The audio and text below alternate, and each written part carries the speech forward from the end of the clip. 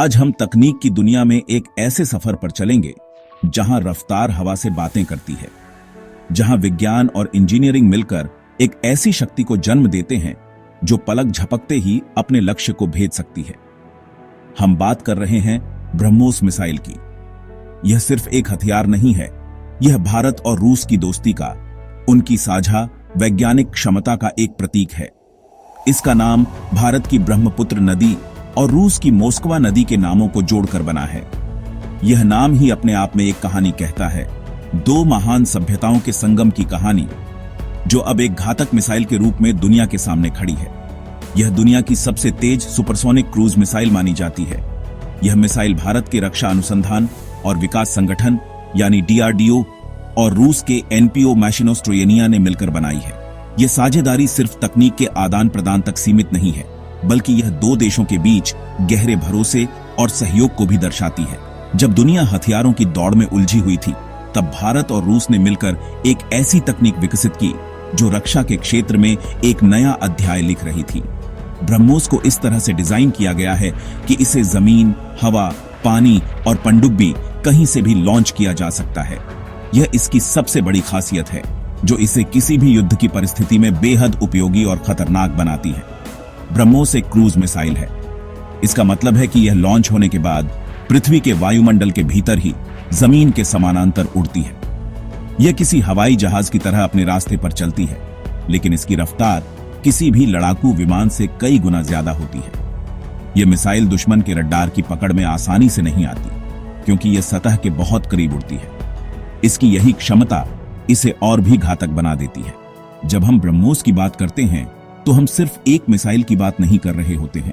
हम उस इंजीनियरिंग की बात कर रहे होते हैं जो भौतिकी के नियमों को चुनौती देती है। हम उस विज्ञान की बात कर रहे होते हैं जो असंभव को संभव बनाता है। आज प्राइम टाइम में हम इसी ब्रह्मोस की तकनीक को बहुत ही सरल भाषा में समझने की कोशिश करेंगे। हम जानेंगे कि यह इतनी तेज कैसे उड़ती है, इसका इंजन कैसे काम करता है और यह कैसे अपने लक्ष्य को बिना चूके भेद देती है। हम यह भी देखेंगे कि कैसे यह मिसाइल दुश्मन की सुरक्षा प्रणालियों को चकमा देकर निकल जाती है। यह कहानी सिर्फ एक मिसाइल की नहीं है, यह भारत की बढ़ती आत्मनिर्भरता और तकनीकी शक्ति की भी कहानी है।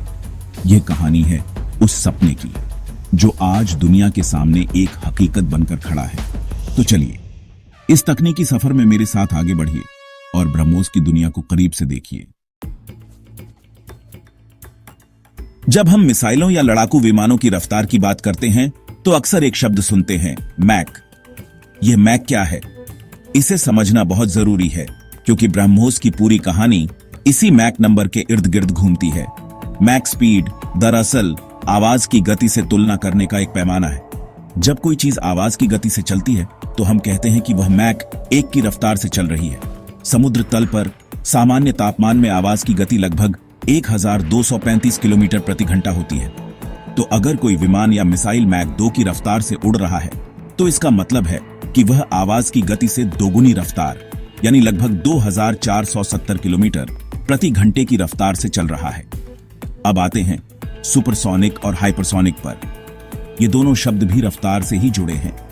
जब कोई भी वस्तु मैक 1 यानी आवाज की गति को पार कर जाती है, तो उसे सुपरसोनिक कहा जाता है। यानी मैक 1 से लेकर मैक 5 तक की रफ्तार को सुपरसोनिक स्पीड की श्रेणी में रखा जाता है। दुनिया के ज्यादातर लड़ाकू विमान और कई मिसाइलें इसी श्रेणी में आती हैं। ब्रह्मोस भी एक सुपरसोनिक क्रूज मिसाइल है। इसकी रफ्तार मैक 2.8 से मैक 3 के बीच है, यानी यह आवाज की गति से लगभग 3 गुना तेज चलती है। आप कल्पना कीजिए, जब तक दुश्मन को इसके आने की आवाज सुनाई देगी, तब तक यह अपना काम करके जा चुकी होगी। यही इसकी सबसे बड़ी ताकत है। इसके बाद आती है हाइपरसोनिक की श्रेणी। जब कोई चीज मैक 5 की रफ्तार को पार कर जाती है, यानी आवाज की गति से 5 गुना से भी ज्यादा तेज चलती है, तो उसे हाइपरसोनिक कहते हैं। यह तकनीक अभी बहुत नई है और दुनिया के कुछ ही देश इस पर काम कर रहे हैं। हाइपरसोनिक मिसाइलों को रोकना लगभग नामुमकिन माना जाता है, क्योंकि उनकी रफ्तार इतनी ज्यादा होती है कि किसी भी एयर डिफेंस सिस्टम के लिए उन्हें ट्रैक करके नष्ट करना बेहद मुश्किल हो जाता है। भारत भी ब्रह्मोस के हाइपरसोनिक संस्करण यानी ब्रह्मोस 2 पर काम कर रहा है, जिसकी रफ्तार मैक 7 से भी ज्यादा होने की उम्मीद है। यह भविष्य की तकनीक है जो युद्ध की परिभाषा को पूरी तरह से बदल देगी। तो सबसोनिक यानी आवाज की गति से कम, सुपरसोनिक यानी आवाज की गति से 1 से 5 गुना तक, और हाइपरसोनिक यानी आवाज की गति से 5 गुना से ज्यादा, ये रफ्तार के 3 अलग अलग पड़ाव हैं। ब्रह्मोस सुपरसोनिक श्रेणी की चैंपियन है। इसकी रफ्तार ही इसका सबसे बड़ा हथियार है। जब कोई मिसाइल इतनी तेजी से आपकी तरफ आ रही हो तो प्रतिक्रिया देने का समय लगभग 0 हो जाता है। यही वजह है कि ब्रह्मोस को दुनिया की सबसे खतरनाक मिसाइलों में से एक माना जाता है। यह सिर्फ एक मिसाइल नहीं, बल्कि रफ्तार का एक ऐसा तूफान है जिसे रोक पाना किसी के लिए भी आसान नहीं है। आपने कभी सोचा है कि जब कोई विमान या मिसाइल सुपरसोनिक रफ्तार से उड़ता है तो एक जोरदार धमाके जैसी आवाज क्यों आती है? इसे सोनिक बूम कहते हैं। यह आवाज की दीवार को तोड़ने की आवाज है। ब्रह्मोस जब अपनी पूरी रफ्तार से उड़ती है तो वह भी इसी तरह का सोनिक बूम पैदा करती है। आइए इसे सरल भाषा में समझते हैं। जब कोई भी चीज हवा में चलती है तो वह अपने आगे की हवा को दबाती है, जिससे ध्वनि तरंगें पैदा होती हैं। जब तक वस्तु की रफ्तार आवाज की गति से कम होती है, ये ध्वनि तरंगें उससे आगे निकल जाती हैं। जैसे शांत पानी में नाव चलने पर लहरें नाव से आगे फैलती जाती हैं। लेकिन जब कोई वस्तु जैसे कि ब्रह्मोस मिसाइल अपनी रफ्तार बढ़ाना शुरू करती है और आवाज की गति के करीब पहुंचती है तो स्थिति बदल जाती है। अब मिसाइल अपनी ही पैदा की हुई ध्वनि तरंगों के साथ साथ चलने लगती है।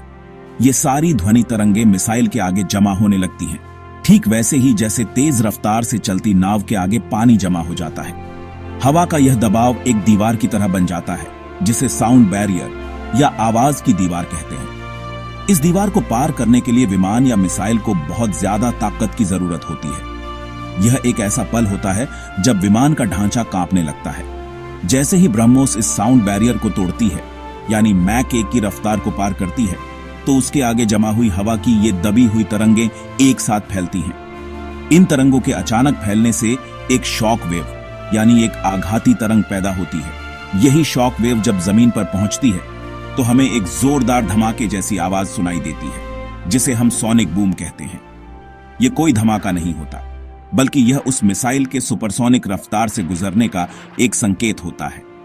यह आवाज लगातार पैदा होती रहती है जब तक मिसाइल सुपरसोनिक रफ्तार से उड़ती रहती है, लेकिन हमें यह सिर्फ एक बार तब सुनाई देती है जब वह शॉक वेव हमारे ऊपर से गुजरती है।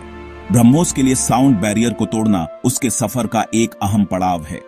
यह वह क्षण है जब वह सबसोनिक से सुपरसोनिक की दुनिया में कदम रखती है। इसके बाद उसकी रफ्तार लगातार बढ़ती जाती है और वह मैक 3 तक पहुंच जाती है। यह सोनिक बूम सिर्फ एक आवाज नहीं है, यह ब्रह्मोस की शक्ति का ऐलान है। यह इस बात का सबूत है कि वह भौतिकी की एक बड़ी बाधा को पार कर चुकी है और अब उसे रोक पाना और भी मुश्किल हो गया है। यह आवाज दुश्मन के लिए एक चेतावनी है कि एक अजेय शक्ति उनकी तरफ बढ़ रही है और अब उनके पास बचने के लिए बहुत कम समय बचा है। किसी भी मिसाइल या विमान की रफ्तार उसके इंजन पर निर्भर करती है। ब्रह्मोस की अविश्वसनीय गति का राज उसके खास इंजन में छिपा है, जिसे रैमजेट इंजन कहते हैं। यह कोई साधारण जेट इंजन नहीं है। साधारण टर्बोजेट इंजन में हवा को कंप्रेस करने यानी दबाने के लिए पंखे या टरबाइन जैसे घूमने वाले पुर्जे होते हैं, लेकिन रैमजेट इंजन में ऐसा कोई घूमने वाला पुर्जा नहीं होता। यह इसकी सबसे बड़ी खासियत है। इसका डिजाइन बहुत सरल लेकिन बेहद प्रभावी होता है। यह इंजन तभी काम करता है जब मिसाइल पहले से ही एक बहुत तेज रफ्तार पर चल रही हो, आमतौर पर सुपरसोनिक रफ्तार पर। इसीलिए ब्रह्मोस को शुरुआती गति देने के लिए एक बूस्टर रॉकेट का इस्तेमाल किया जाता है। एक बार जब बूस्टर रॉकेट ब्रह्मोस को सुपरसोनिक रफ्तार दे देता है तो रैमजेट इंजन अपना काम शुरू करता है। इसका काम करने का तरीका बहुत दिलचस्प है। इंजन के आगे का हिस्सा एक कोन या शंकु के आकार का होता है। जब मिसाइल सुपरसोनिक रफ्तार से चलती है तो हवा इस कोन से टकराकर बहुत तेजी से इंजन के अंदर जाती है। इंजन की बनावट ऐसी होती है कि अंदर जाते जाते यह हवा अपने आप बहुत ज्यादा दब जाती है, यानी कंप्रेस हो जाती है। इस प्रक्रिया को रैम कंप्रेशन कहते हैं। इसी वजह से इस इंजन का नाम रैमजेट पड़ा है। बिना किसी घूमने वाले पुर्जे के सिर्फ अपनी रफ्तार और डिजाइन की मदद से यह हवा को कंप्रेस कर लेता है। जब यह दबी हुई और गर्म हवा इंजन के कंबशन चेंबर यानी दहन कक्ष में पहुंचती है तो वहां इसमें ईंधन का छिड़काव किया जाता है। गर्म और दबी हुई हवा के संपर्क में आते ही ईंधन में तुरंत आग लग जाती है और एक जोरदार धमाका होता है। इस धमाके से पैदा हुई अत्यधिक गर्म गैसें बहुत तेजी से इंजन के पिछले हिस्से यानी नोजल से बाहर निकलती हैं। न्यूटन के तीसरे नियम के अनुसार हर क्रिया की एक बराबर और विपरीत प्रतिक्रिया होती है। जब ये गैसें तेजी से पीछे की तरफ निकलती हैं, तो वे मिसाइल को उतनी ही तेजी से आगे की ओर धकेलती हैं। यह प्रक्रिया लगातार चलती रहती है, जिससे मिसाइल को अपनी सुपरसोनिक रफ्तार बनाए रखने के लिए लगातार ताकत मिलती रहती है। रैमजेट इंजन की यही खासियत इसे सुपरसोनिक उड़ान के लिए सबसे बेहतर बनाती है। चूंकि इसमें कोई घूमने वाले पुर्जे नहीं होते, इसलिए यह बहुत ज्यादा तापमान और दबाव झेल सकता है। यह इसे हल्का और भरोसेमंद भी बनाता है। यह इंजन जितनी तेजी से चलता है, उतनी ही ज्यादा हवा अंदर खींचता है और उतनी ही ज्यादा ताकत पैदा करता है। यह एक ऐसा दुष्चक्र है जो मिसाइल की रफ्तार को लगातार बढ़ाता है। ब्रह्मोस की मैक 3 की रफ्तार इसी रैमजेट इंजन की बदौलत संभव हो पाती है। यह इंजन ब्रह्मोस का दिल है, जो उसे अजेय बनाने के लिए लगातार धड़कता रहता है। अब सवाल यह उठता है कि रैमजेट इंजन में बिना किसी पंखे या टरबाइन जैसे घूमने वाले पुर्जे के हवा दबती कैसे है? इसका जवाब शॉक वेव्स यानी आघाती तरंगों में छिपा है। यह भौतिकी का एक अद्भुत कमाल है, जिसे ब्रह्मोस की डिजाइन में बड़ी खूबसूरती से इस्तेमाल किया गया है। जैसा कि हमने पहले समझा, जब कोई वस्तु सुपरसोनिक रफ्तार से चलती है, तो वह अपने आगे शॉकवेव्स पैदा करती है। ब्रह्मोस का रैमजेट इंजन इन्हीं शॉकवेव्स का इस्तेमाल हवा को कंप्रेस करने के लिए करता है। यह एक ऐसा सिस्टम है जिसमें मिसाइल की अपनी ही गति उसके इंजन को चलाने में मदद करती है। इंजन के सामने जो कोन या शंकु लगा होता है, उसका डिजाइन बहुत सटीक होता है। जब मिसाइल मैक 3 की रफ्तार से उड़ती है, तो हवा इस कोन से टकराती है और एक तिरछी शॉकवेव यानी ओम्ब्लिक शॉकवेव बनाती है। यह शॉकवेव हवा की गति को थोड़ा कम करती है, लेकिन उसके दबाव और तापमान को बहुत ज्यादा बढ़ा देती है। इसके बाद यह हवा इंजन के अंदरूनी हिस्से में जाती है, जहां डिजाइन में बदलाव के कारण कई और शॉकवेव्स बनती हैं। इन शॉकवेव्स की एक श्रृंखला से गुजरने के बाद हवा की गति सबसोनिक हो जाती है, लेकिन उसका दबाव शुरुआती दबाव से कई गुना ज्यादा हो चुका होता है। यह सब कुछ इंजन के अंदर बिना किसी हरकत के होता है। इस प्रक्रिया की तुलना आप एक झरने से कर सकते हैं।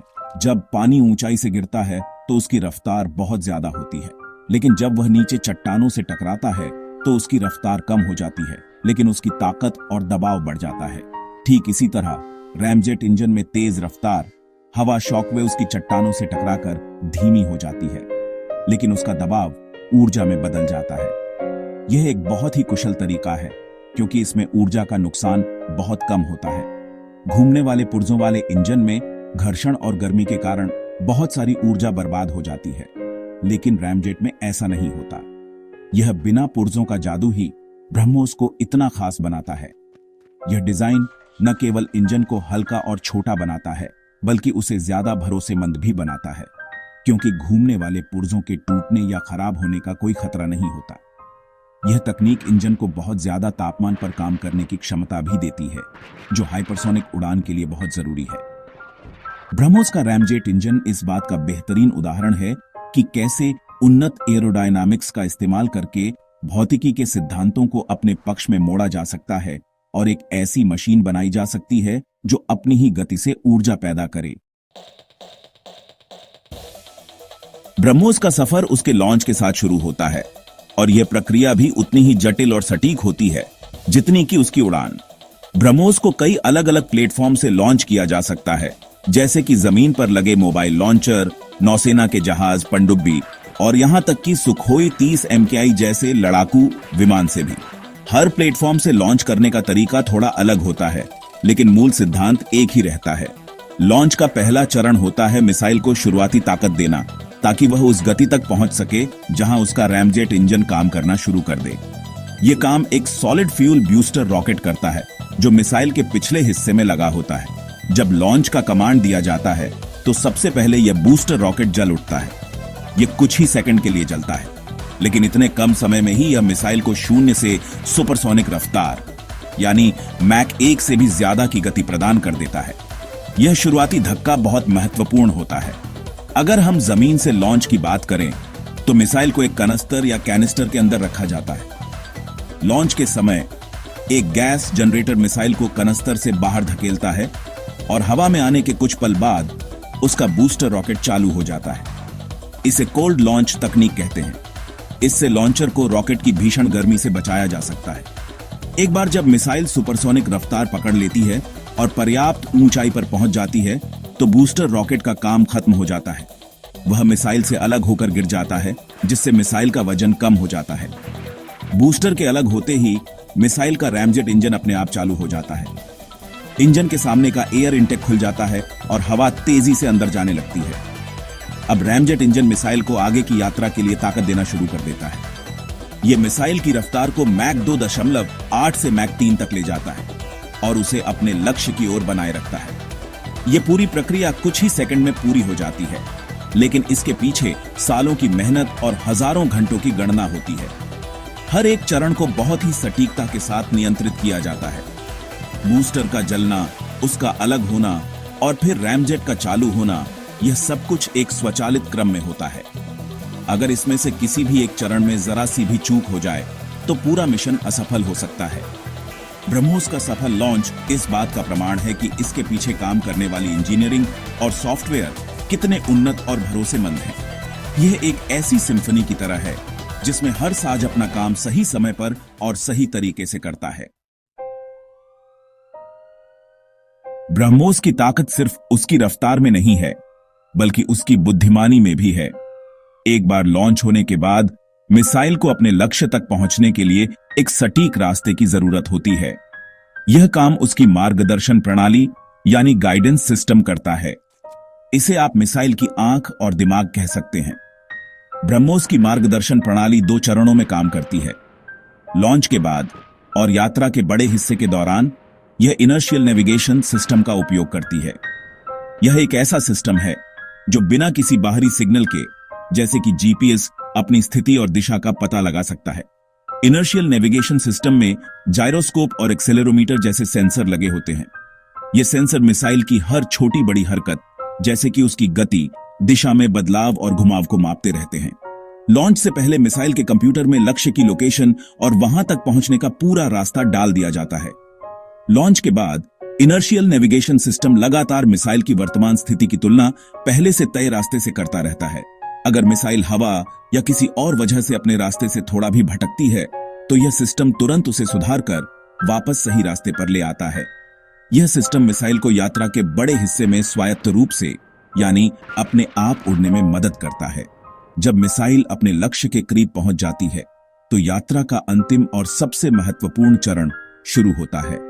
इसे टर्मिनल फेज कहते हैं। इस चरण में मिसाइल अपनी आंखें खोलती है, जो कि एक एक्टिव रडार सीकर है। यह सीकर मिसाइल के अगले हिस्से में लगा होता है। यह एक छोटा लेकिन बहुत शक्तिशाली रडार होता है जो अपने लक्ष्य की ओर रडार तरंगें भेजता है। ये तरंगें जब लक्ष्य से टकराकर वापस आती हैं तो सीकर उन्हें पकड़ लेता है।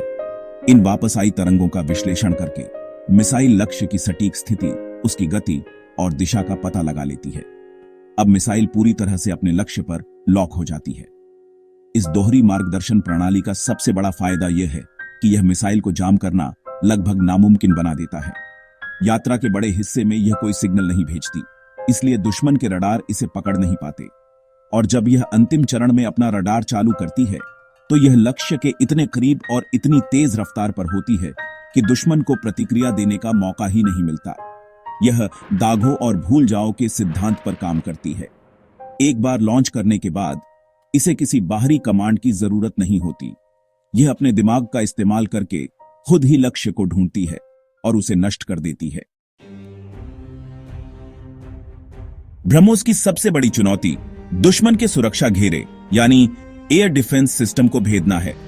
आज के समय में हर देश के पास उन्नत रडार और एंटी मिसाइल सिस्टम होते हैं जो आने वाले खतरों का पता लगाकर उन्हें हवा में ही नष्ट कर सकते हैं। तो फिर ब्रह्मोस इन सब से बचकर अपने लक्ष्य तक कैसे पहुंचती है? इसका जवाब कई चीजों के मेल में छिपा है। सबसे पहला और सबसे बड़ा हथियार तो इसकी रफ्तार ही है। मैक 3 की गति से आती हुई किसी वस्तु को ट्रैक करना और उस पर निशाना साधना किसी भी रडार सिस्टम के लिए बेहद मुश्किल होता है। जब तक दुश्मन का सिस्टम इसे डिटेक्ट करके प्रतिक्रिया देने की सोचेगा, तब तक ब्रह्मोस अपना काम कर चुकी होगी। दूसरा बड़ा कारण है इसकी सतह के करीब उड़ने की क्षमता, जिसे सी स्किमिंग कहते हैं। ब्रह्मोस समुद्र की सतह से महज 3 से 4 मीटर की ऊंचाई पर भी उड़ सकती है। इतनी कम ऊंचाई पर उड़ने के कारण यह दुश्मन के ज्यादातर रडार की पकड़ में ही नहीं आती। रडार की तरंगें सीधी रेखा में चलती हैं और पृथ्वी की गोलाई के कारण बहुत कम ऊंचाई पर उड़ रही वस्तु रडार की नजरों से छिपी रहती है। जब तक यह रडार की रेंज में आती है तब तक बहुत देर हो चुकी होती है। यह क्षमता इसे नौसेना के जहाजों के लिए एक काल बना देती है, जो इसके सबसे प्रमुख लक्ष्यों में से एक है। इसके अलावा ब्रह्मोस अपने लक्ष्य पर हमला करने से ठीक पहले कुछ खास करतब भी दिखाती है। इसे टर्मिनल मैन्यूवर कहते हैं। अपने लक्ष्य के पास पहुंचकर यह सीधे हमला करने के बजाय अचानक से एस आकार में या किसी और पैटर्न में घूमना शुरू कर देती है। यह चकमा देने वाली हरकत दुश्मन के एंटी मिसाइल सिस्टम को पूरी तरह से भ्रमित कर देती है। सिस्टम यह अंदाजा ही नहीं लगा पाता कि मिसाइल अगले पल किस दिशा में जाएगी और उसका निशाना चूक जाता है। यह एक शतरंज के खिलाड़ी की तरह है, जो अपने अंतिम दांव से पहले विरोधी को उलझा देता है। इन सभी क्षमताओं का मिला जुला असर यह होता है कि ब्रह्मोस को रोकना लगभग नामुमकिन हो जाता है। इसकी तेज रफ्तार, सतह से चिपककर उड़ने की क्षमता और अंतिम क्षणों में चकमा देने की कला, यह सब मिलकर इसे एक अजेय हथियार बनाते हैं। यह दुश्मन के सुरक्षा तंत्र में एक ऐसे चोर की तरह घुसती है जो तेज भी है, चालाक भी है और अदृश्य भी। यही वजह है कि दुनिया भर के देश ब्रह्मोस को अपने बेड़े में शामिल करना चाहते हैं। यह सिर्फ हमला करने का हथियार नहीं है, यह दुश्मन के मन में खौफ पैदा करने का भी एक जरिया है। तो आज हमने ब्रह्मोस की कहानी को करीब से देखा। हमने जाना कि कैसे यह आवाज की दीवार को तोड़ती है, कैसे इसका रैमजेट इंजन बिना किसी घूमने वाले पुर्जे के इसे मैक 3 की रफ्तार देता है, और कैसे यह अपनी तेज रफ्तार और चालाक दिमाग से दुश्मन को चकमा देकर अपने लक्ष्य को भेद देती है। ब्रह्मोस सिर्फ लोहे और तकनीक का एक टुकड़ा नहीं है, यह भारत की बढ़ती वैज्ञानिक और इंजीनियरिंग क्षमता का एक जीता जागता सबूत है। यह इस बात का प्रतीक है कि भारत अब रक्षा तकनीक के मामले में सिर्फ एक खरीदार नहीं, बल्कि एक निर्माता भी है। यह आत्मनिर्भर भारत की एक बुलंद तस्वीर पेश करता है। ब्रह्मोस की सबसे बड़ी विशेषता उसकी बहुमुखी प्रतिभा है। इसे जमीन, हवा और पानी तीनों जगहों से लॉन्च किया जा सकता है। यह इसे भारतीय सेना के तीनों अंगों, थल सेना, नौसेना और वायुसेना के लिए एक बेहद उपयोगी हथियार बनाती है। एक ही मिसाइल का अलग अलग प्लेटफॉर्म पर इस्तेमाल लॉजिस्टिक्स और ट्रेनिंग को बहुत आसान बना देता है। इसकी दागो और भूल जाओ क्षमता इसे युद्ध के मैदान में सैनिकों के लिए एक भरोसेमंद साथी बनाती है। इसकी सटीकता और विनाशकारी शक्ति यह सुनिश्चित करती है कि लक्ष्य का बचना नामुमकिन हो। यह सिर्फ एक मिसाइल नहीं, बल्कि एक एकीकृत हथियार प्रणाली है। भविष्य की ओर देखें तो ब्रह्मोस का सफर अभी खत्म नहीं हुआ है। ब्रह्मोस एनजी यानी नेक्स्ट जनरेशन पर काम चल रहा है, जो आकार में छोटी, हल्की और ज्यादा उन्नत होगी। इसे तेजस जैसे हल्के लड़ाकू विमानों पर भी तैनात किया जा सकेगा। इसके साथ ही ब्रह्मोस 2 हाइपरसोनिक मिसाइल पर भी काम जारी है, जो मैक 7 से भी ज्यादा की रफ्तार से उड़ेगी। यह तकनीक भारत को दुनिया के उन चुनिंदा देशों के क्लब में शामिल कर देगी जिनके पास हाइपरसोनिक क्षमता है।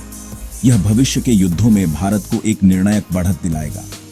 यह निरंतर विकास और नवाचार की भावना ही ब्रह्मोस को प्रासंगिक बनाए रखती है। अंत में ब्रह्मोस सिर्फ एक हथियार प्रणाली से कहीं बढ़कर है। यह भारत और रूस के बीच स्थायी दोस्ती का प्रतीक है।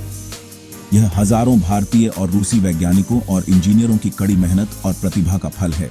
यह भारत की रणनीतिक स्वायत्तता का एक महत्वपूर्ण स्तंभ है। यह एक ऐसा निवारक है जो किसी भी दुश्मन को भारत की ओर आंख उठाने से पहले 100 बार सोचने पर मजबूर कर देगा। ब्रह्मोस की गड़गड़ाहट में सिर्फ एक सोनिक बूम की आवाज नहीं है, बल्कि इसमें एक नए, शक्तिशाली और आत्मनिर्भर भारत का आत्मविश्वास भी गूंजता है। नमस्कार।